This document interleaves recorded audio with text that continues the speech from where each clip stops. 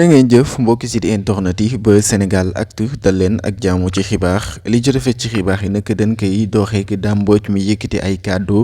jëmale ko nag ci état bu Sénégal ginnaaw ñoom nag ba ñu yëkkati waatee projet Mame Mbaye Niang ak ki nga xam se ne moom moo di Ousmane Sonko ñoom ñi nga xam se ne ñoom ñoo di état bu Sénégal moom mi di Dame Mbodj di leen xamle ne daal ginnaaw ba ngeen daanoo rek ci projet Adji Sarr xam ngeen ne mënoo leen ka faa daan dara ba Ousmane Sonko du doon li nga xam moom moo di candidat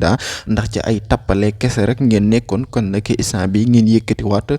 projet boo xamante ne si ne nag pour rek ngeen jëmale ko ci ki nga xam se nag moom moo di kii nii di Ousmane Sonko ak Mame Mbaye Niang pour rek ngeen naan Mame Mbaye Niang daal rek dangeen koy àttewaat pour rek ngeen mën kaa daan pour rek ba Ousmane Sonko du dokk ci candidature yi war a dem ci jongante élection présidentielle 2024 wax la loolu lépp nag ay tappale la mais li ci kanam réew li gët jaa ngeen